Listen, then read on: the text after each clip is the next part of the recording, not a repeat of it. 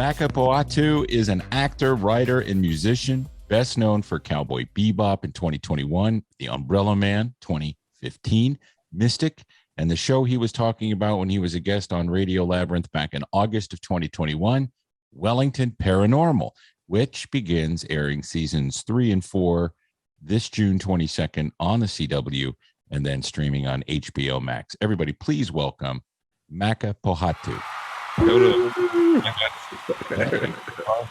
I'm so happy to have you back, man. Thank you. It's great to be back. Thank you. Can't believe it. This wonderful era that we're in. You know, when we first started doing everything by Zoom because of the pandemic, I complained all the time, but it's made it a lot easier to talk to guests. So we're happy about that. Definitely, like a lot of meetings through Zoom, and I got used to doing a lot of self-tape auditions from home. I kind of like it. If I don't have to go physically to be in a room at a meeting, I'm like, oh, can we just do it through Zoom?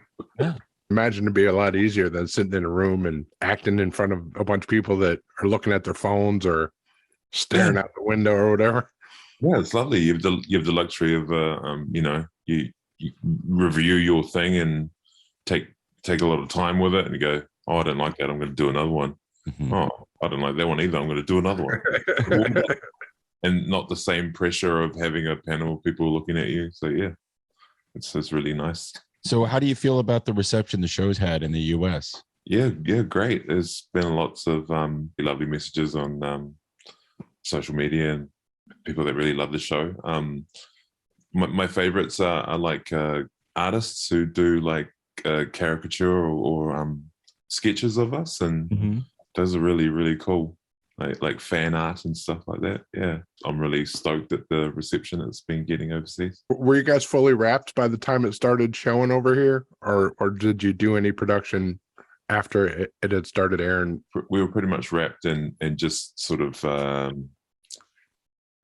doing some post-production ADR stuff. I was just hoping that once it became such a big hit in America that Jermaine would say, "Hey, we got to keep going with this thing." Yeah. He did say close to when we wrapped, he was like, I don't know if we can hold him to this, or he's like, you know, guys, if there's like, you know, if we get like maybe like 200,000 signatures and you know, riots in the street to bring it back, then I'll consider it. It's no coincidence that the best comedies are all coming out of New Zealand or are done by folks from New Zealand. Yeah, I really appreciate people like our dry sense of humor. Oh, it's great. And I think for me, it all started with What We Do in the Shadows, the movie, then the series, Wellington Paranormal.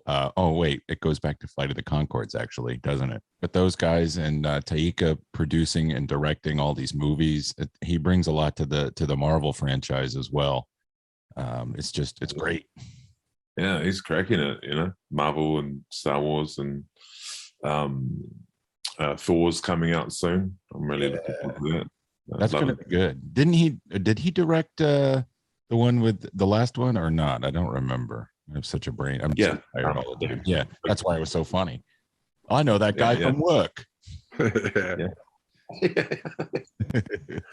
Yeah, it's quite surreal too. That I watched it over in I think we were in Hong Kong at the time on tour with my band, and I was like, oh, I'm gonna go watch Thor Ragnarok today, and got me a ticket, and you know, I'm pretty sure I was the only foreigner in the theater, and of course there was like Chinese subtitles and stuff, and I really enjoyed that a lot of the gags and the jokes were landing, you know, even through translation. I was like, oh, and then it was surreal to when Korg appears to hear like an alien in a Marvel universe, you know, MCU character, you know, talking like us back home. Yeah. Oh, I'll try to start a revolution, but ran out of pamphlets or something. That's a great impression. Yeah. How's your American accent in case they start to do Staten Island Paranormal? We were in New York back in 2020, just and I just enjoyed listening to people walking down the street going, hey, yo, I'm in Brooklyn. Don't tell nobody. Like, they just love, having really loud private conversations in public. Better get out of my way, goddammit. Yeah. I think it's terrible. I think, my American is just based solely on mimicry of TV shows, Wasn't that the way that a lot of actors from like England or any of the countries where they speak English learn how to do the American accent? It's just mimicry. Oh yeah, totally. I remember being at primary school, and we would sort of mimic the cartoons and stuff of the day. Yeah. Roll out. Yeah. The hardest accent for me to do is an Australian accent. I can do a range of British accents and stuff, but it's really hard for me because there's so much going on. Yeah. In the voice, I always I have to defer to a soap opera character from the 80s, Robert Scarpy, and it's not even very good. There's a major difference between an Australian accent and New Zealand, right? Yeah, definitely. I know they pronounce the E's differently in Australia than they do in New Zealand. Yeah, we say number 6, they say six. Seek, fish and sheep. Yeah, we're like more like with a fish and chips. Have you guys ever attempted a New Zealand accent, or do you try and like mimic Well, Minogue and Malarian and me?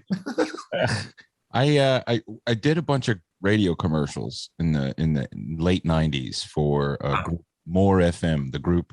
I don't know if they're still around. It was More FM. Yeah. Still around. And the guy who ran the company would call me and he'd say, "Cheese, Tim." Cheese, Tim. Yeah. Yeah. And all the commercials had to have, God, who was it? There was one artist. Is Natalie Imbruglia from New Zealand? Yeah. There was an artist at the time that was from New Zealand, and because they had rules, you had to have at least one artist from New Zealand in every television commercial. It was funny. Has there been any talk of maybe coming and doing a cameo on the What We Do in the Shadows? I did ask Jermaine way back in season 2. I was like, "Oh, are you guys thinking of? Are you trying to set up a Wellington or like the paranormal cinematic universe or something? But that would be exciting." But he's holds his cards quite close to his chest, Jermaine. Yeah. What can you tell us about the cases and monsters we'll see in seasons 3 and 4, like the invisible creature, giant spider, and stuff like that?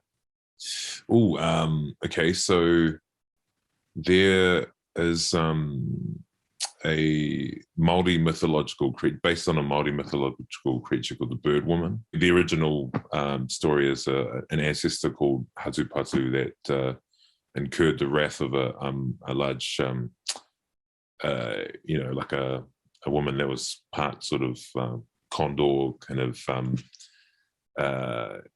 like the Greek harpy, I think. Yeah, she had a massive wingspan and big claws, and the story is that she chased him, and he did a magical sort of incantation to hide himself inside a rock, and she she used her claws to kind of slash and bring him out of the rock and stuff. That's the original. That's not gonna.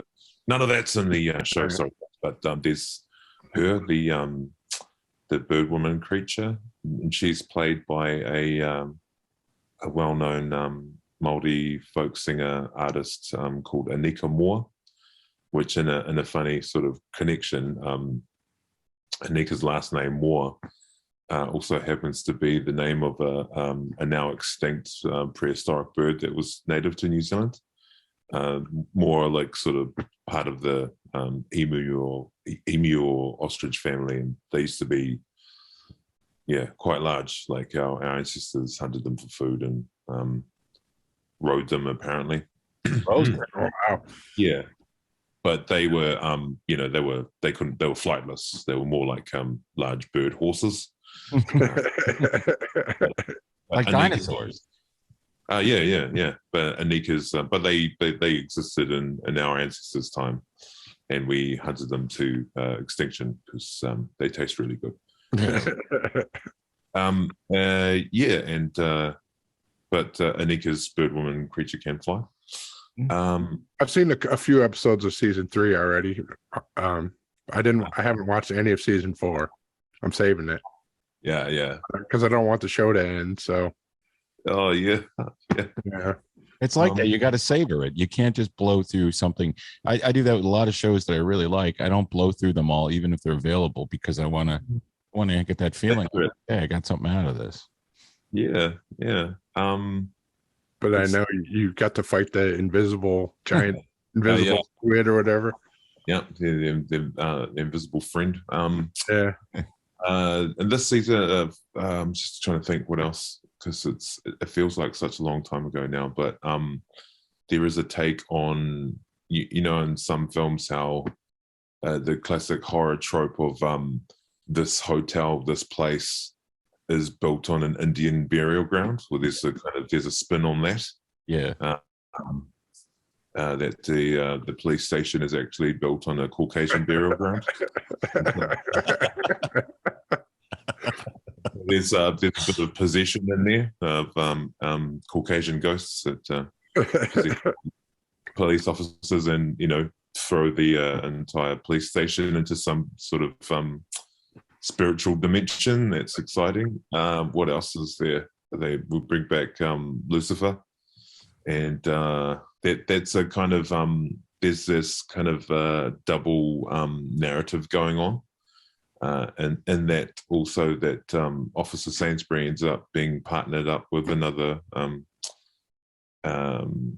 Sarge, makes him go on like regular police missions. And it actually is quite an exciting thing where he goes off and does he's partnered up with another guy, and he's go do like a big large scale SWAT mission, like drug bust operation, and he's really bored. He's like, oh, this is this is so boring. I really, because he's obsessed with being part of the paranormal unit, and he's like, whatever. And, we've got helicopters and people rappelling from the roof and stuff, and poor guy's just like, yeah, it happens. Yeah. He's like in full SWAT gear with the assault weapons and stuff like that. The Marrow, is that like the New Zealand Bigfoot? Yes. Oh yeah. That's season 3. Yes, the Mairo. That's how you pronounce it. Okay. Yeah. That's great. I like that. Yeah. Is that a real creature in New Zealand folklore? Yeah. And Sarge's research is about all these what does he call them? Like bipedal creatures. In Peru they've got this and Sasquatch, Yeti, yada yada. I just really enjoyed leaning into the pronunciation of these different cultures. In Peru, the or whatever it is. Yeah, that was fun. We got to run around in the forest and freeze our nuts off. In the South, in the old days, they had something they called the skunk ape. That was like what? They called it the skunk ape, but it was like a Bigfoot. That's amazing. Yeah, you got a bit of a cameo from Mr. Reese Darby in that episode too. He's great. What else we got? We've got there's an episode about a fatberg, a sentient kind of accumulation of waste and fat from takeaways in the tour. It's pretty I like that episode. It's a lot of slime. It reminded me of the old Ghostbusters movie where how the ectoplasm sort of takes over New York and changes New York into harnesses the negative energy there or something, and the streets are flooded with this ectoplasm. We didn't quite have that bigger scale in Wellington to do that, but we still had a lot of cool effects and a lot of this goop. Kind of reminded me of hair gel. It was like pink and viscous, and a few cool stunts there. the production for the show is really good. I think, for a television show, it seems like they don't skimp on the budget. Yeah, well, TVNZ go, oh, you did well with your first two, seasons, so here's a little bit more money to make it look nicer. Yeah, but it was funny. I think the it was like some of the early reviews that came out of America. It was like, oh, the visual effects weren't that impressive. Said something about, I wonder if the entire budget of Wellington Paranormal season 1 was bankrolled entirely in Marmite. Oh, that's strange. Do you mean bankrolled by Marmite, like this multi-billion-dollar company? Because then it would be quite impressive. Or you mean literal Marmite? Like, yes, they paid our salary and Marmite on toast every day. Yeah, jars of Marmite. I thought Marmite was a British thing. It's not, is it? They've been staple, breakfast foods in New Zealand since I can remember. Anyway. What's the difference between Marmite and Vegemite? This is one of those sort of stupid questions from Americans.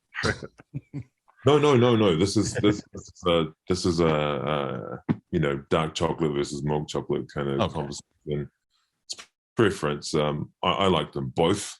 I think it's the loyalty thing. I think Vegemite is made in Australia. I could be wrong. I don't know, guys. Sorry, I'm not a Vegemite. Marmite. It tastes the same.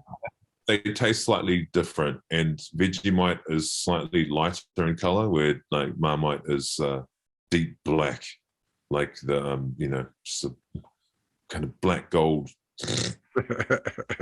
weird salty, B12 rich kind of thing that you put on buttered toast. And I remember going to a Mariah Carey concert with my cousin. She's like, "Hi, cousin, I'm in Auckland. Do you want to come to my Mariah Carey show with me?" Sure. Mm-hmm. And then halfway through the show, she stops. She goes, "Hello, Auckland. I've been trying some of your foods, and I tried Marmite. What the hell is that?" Ooh, the thing, that's the thing. I was just really laughed at. New Zealand is hugely patriotic. Don't you dare say nothing bad about Marmite or Kiwi or anything like that. How dare you? I was like, it was just funny. I was like, yeah, it's a strange food. My old boss was British, and he said, Tim, I thought I'd like you to try this. Have you ever had Marmite? I said, no. And he goes, okay, try it. And at first I was like, oh, but I really enjoyed it. It was good. It's an acquired taste. Mm-hmm. Yeah, you've got to have it with other things. You don't just kind of put it on a cracker. Some people do. You're like, wow, you're crazy. You make butter with that. Look at you. But, it's nice on buttered toast. And you can add things like cheese and tomato and really bougie it up, eh? Yeah. So during the run of the show, did you have a favorite, aside from spreads, did you have a favorite monster? Oh, man. The plant clones really blew me away, especially when we got to season 2 and you see them develop more humanoid, like the prosthetics and stuff that it's amazing. Like half tentacly, sort of some of them are, a bit disfigured and stuff like that. They were the coolest creatures, even in their pure alien form with their weird sort of long tentacle things. It was cool when we got to evolve them a bit more. But to be honest, I think my favorite episode ever is like the Taniwha with the water creature, the big dragons that are copulating in Wellington Harbour in front of us. And that's the episode where you do the kind of riff on Jaws, right, on the boat. Yeah, exactly. And because Jason Hoyt, it was my favorite day because he was slaying us all. It was impossible to keep a straight face. Just had all these sort of ad libs around fecal matter, and it's stupid, it's childish, but I was like, God damn, he's so good because he just holds it. Just looking out on the boat, and I saw random bits of detritus, a bit of fecal matter float by, and it's like, I don't know why that's so funny, but it's also late at night, and we are all stuck on the dinghy in the middle of Wellington Harbour, floating and laughing our asses off, like crying, like cry laughing. And it was even funnier that there was another sort of dinghy attached to the back of that dinghy that the film crew were on, and that Jermaine was watching the monitor from, and you could just hear him like, oh, just dying in the background. I was like, that's great. I talked to Paul Yates a little in preparation for this interview, and he said that was one of the times when you were corpsing the most. Oh, absolutely. That he had nowhere to hide because the boat was so little. Everywhere you tried to lean out of the frame, you couldn't get away with it. Jason even got Mike and Karen, and they're really hard to crack. Mike and Karen are really hard to crack.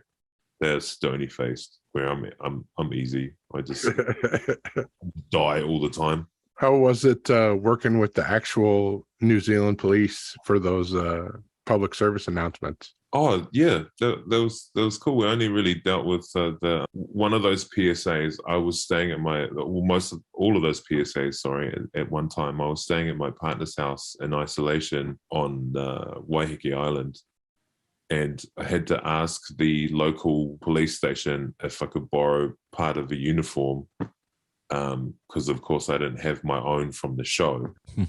And the guy dropped off the largest shirt they had and a high vis vest, and it only sort of, I could button it up just above my stomach, and so it was like, hey, can I just sit behind this desk? Because can you not get me to stand up or anything? Because I can't button the shirt up all the way. It was ridiculously tight.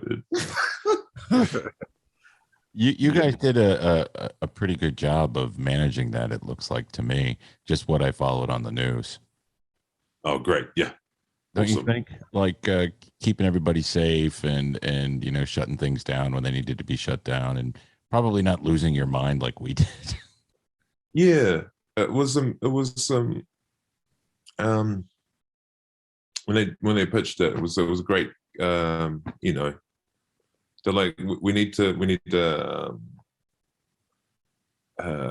have the present the tone a little bit less kind of, people had a lot of fatigue around some of a lot of the PSAs, a lot of the language, and a lot of the stuff that you were hearing on the news is like stay indoors, don't go anywhere, this and this and this and this, and yeah. You had a lot of people breaching protocol because they're tired of hearing, quite earnest, quite almost judgmental kinds of PSAs and things. And so we go, hey guys, we partnered up with New Zealand Police. We'd really like to present something that is a bit more personable. And because of who you guys are and because of how the show is, it's a bit lighter in tone, and nicer to digest. And if you leave your house, you will die. Yeah, I'm not trying to be political or anything. I just think that I like the messages I saw, because I have to pay attention to all these things, and I'm interested in how the rest of the world did things, and it just seems like, hey, think about other people. Because like, I think we did it for about a month, and then everybody went, fuck it, we're going to go. I want to go bowling. I want to go bowling. Georgia, we live in Georgia, and I think we were the first state to start opening up. And the first thing they opened up were hair salons, bowling alleys, and tattoo parlors. Right. Yeah. And gyms. Yeah, I think a lot of there was a lot of pressure for hair and nail salons to I think even like Botox clinics were some of the first things that I open up, but not barbers. Right. Like, okay, so I'm not allowed to shave my hair and beard, but this lady can get some chemicals get in the forehead and some French manicure. Oh yeah, some of the inconsistency around that was just a bit of like it was weird. I need a haircut, man. Yeah, I didn't get a haircut for almost a year. I looked horrible during our level 4 lockdown. You know, obviously restaurants and everything. Only like supermarkets and essential grocery deliveries were open. So you got really good at learning how to cook different dishes because you couldn't order anything. Right. Once we dropped to the lower level 3, you know, they were like Uber Eats got crashed because you know, the overflow of you know, people were like, oh, I've got to get my McDonald's. Crazy. And even like they were offering drive-in, Uber Eats opened back up and drive-throughs opened back up, and crazy, like 2 or 3 hour queues around the block. Yeah, oh yeah, guys, you've really missed your Big Mac stay. Yeah. Hey, are you working on anything currently you can tell us about beyond Wellington Paranormal? I am. I'm currently working on a show called Far North, and it's shooting in a remote part of the far Northland area of New Zealand. I'm in quite a remote sort of beachside town called Ahipara, and this is a real event that happened back in 2016 of a rather like a really large scale methamphetamine operation bust that happened here. Mm-hmm. I can't really say a lot too much, but it's all public knowledge, so it's all based on all the court records and all the testimonies from locals and stuff. And so we're shooting in the actual area. The people who it's about based around a group of people from you know, representatives of a certain gang that came to this area. They stood out like a sore thumb pretty much because, you know, they were from out of town. They weren't intimidating or nothing.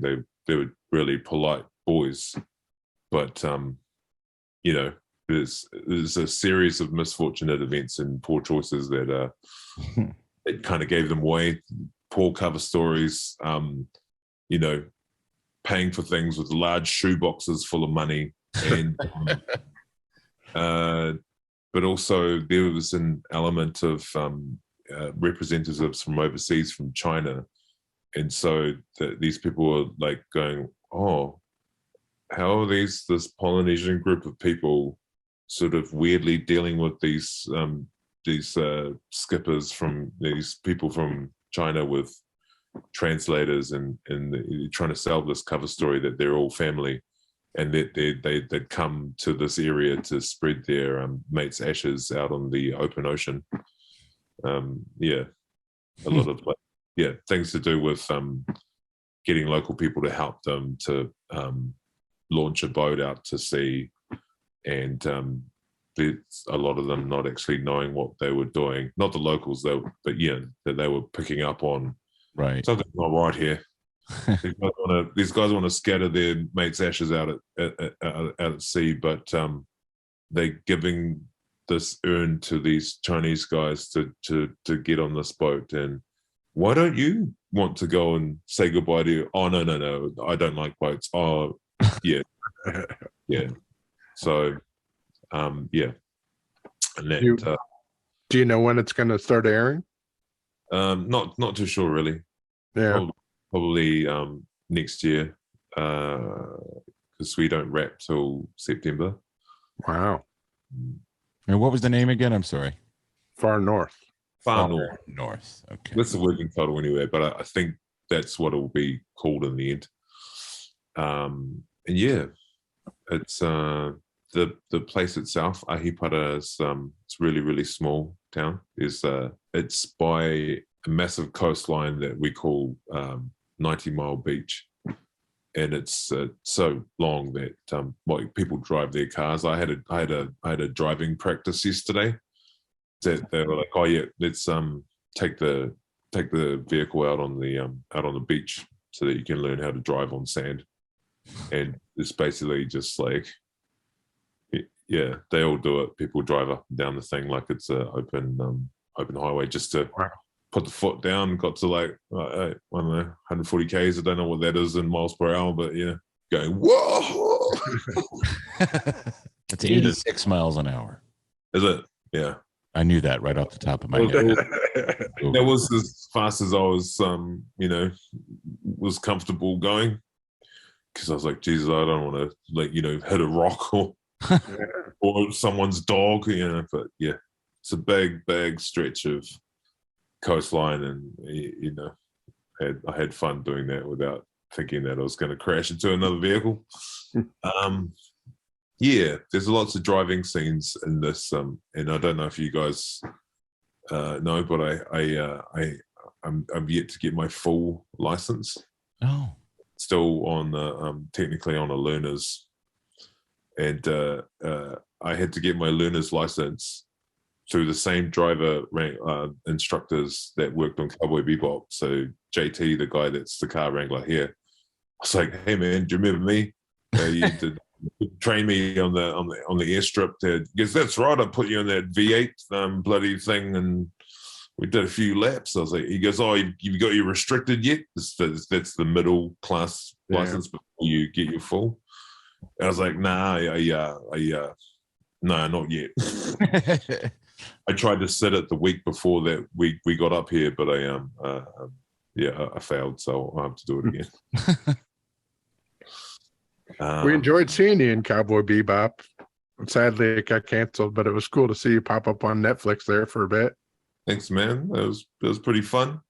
Just a one day on there. Mufasa Shakir is a cool guy. Mustafa Shakir. He's a really cool guy, and I got to meet a few of those people at the table read. So sitting next to Mustafa and John Cho. Right. Yeah, it was fun. I'm sad that it didn't get another life, because much like how Lord of the Rings has left New Zealand now as well, just opportunities for people, and a lot of my friends in the industry to work on a fun thing that was kind of cyberpunk-ish universe, and we got to be these large sort of larger than life characters. I don't know if I spoke about this last time I had an interview, but when I auditioned for that guy, he didn't have a name. I think his name was Benicio or something. Yeah, there was no brief about what kind of accent. I just was like, oh well, when am I ever going to get a chance to pull off a Cockney accent? Yeah, I'm never going to get cast in a Guy Ritchie film anytime soon. So I went to the audition and was like, hey, I just practiced my audition in Cockney accent. Is that all right? And the guy was like, yeah, man, you can do what you want.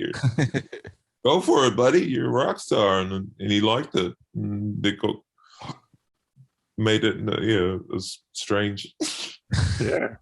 And I got to shave my head. That was fun. And wear all kinds of funky fake tattoos on my face and piercings. It was a fun guy. Before we let you go and let you get on with your, I guess it's Saturday, isn't it? Yeah. Are you still doing music? Are you still with your band, your quartet, Modern Maori Quartet? Yeah, we're still together as a group. We haven't had any live gigs for the last two and a half years. Pretty much a couple of strange sort of online sort of presence things, but no gigs for a while. I think the last one we did was maybe a year and a bit ago. That was in Tasmania, in Hobart. That was interesting. Where the Australian borders worked, and all the kind of different protocol around travel and vaccine visa and stuff like that. But yeah, that was probably the last time. Are things you can go to concerts now though in New Zealand and in Australia? They're open up. Yeah, you can. Yeah, awesome. And live gigs and bars and stuff. The first concert I went to, I was afraid, and I had 2 masks on, and I was just like, it was outside too, And I was thinking, I don't know, I better go home. But, eventually that went away thanks to alcohol. Yeah. Thanks, alcohol. Yes. Thanks for making me safe. Yeah. Just bring it back to wrap up Wellington Paranormal. Do you feel like it ended in a satisfying way? Did they leave it open at all to maybe come back in the future? I know Paul said there was like some time travel stuff going on in the final episode. So I don't know if that helped maybe create a way to bring it back in the future. Oh, look, I really loved the last season. It was quite satisfying, and a culmination of the last 4 years, and everybody was on fire. Snappy, witty comebacks, and really quick on our ad libs, and just fun, so fun. And I didn't know.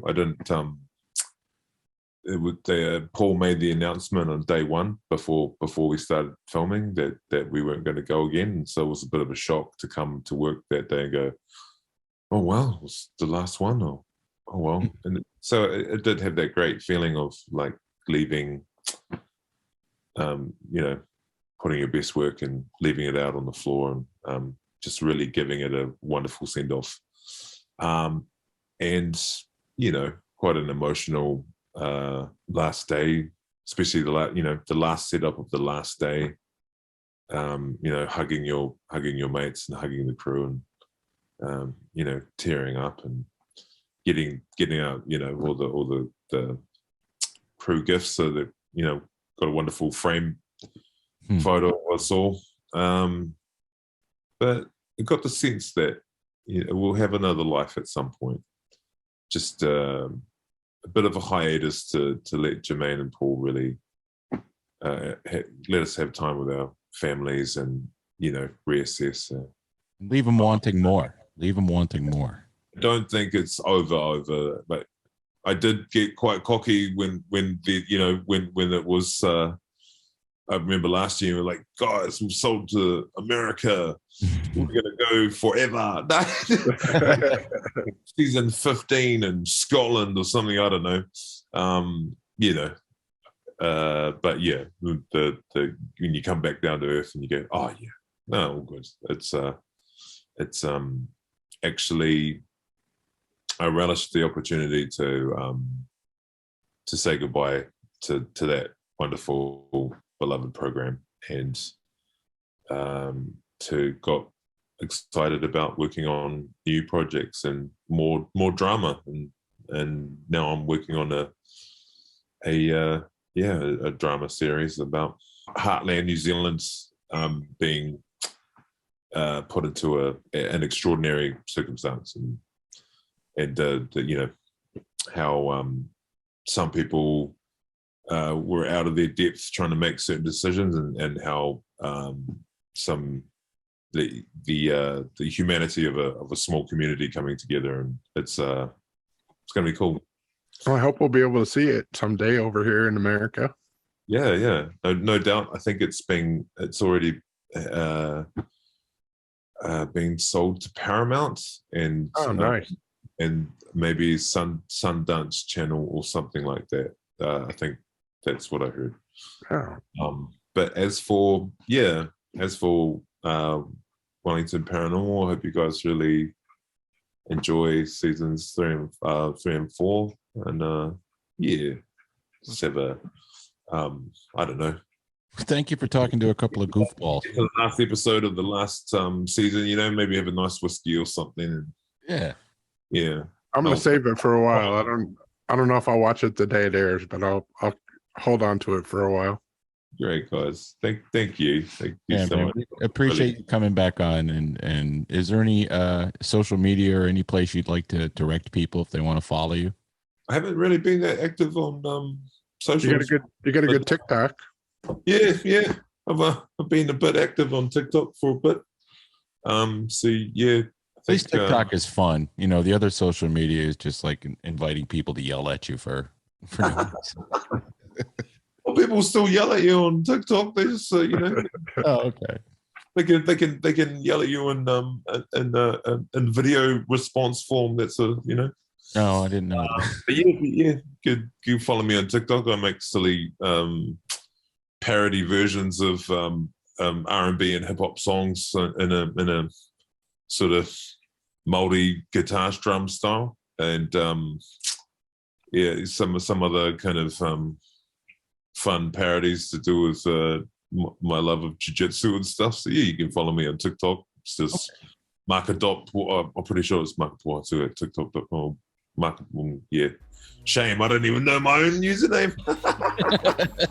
You could just search by your name, and you'll pop up. Yeah, We'll find it. Maaka, thank you so much for coming on with us, man. No worries, man. Thank you. Bye.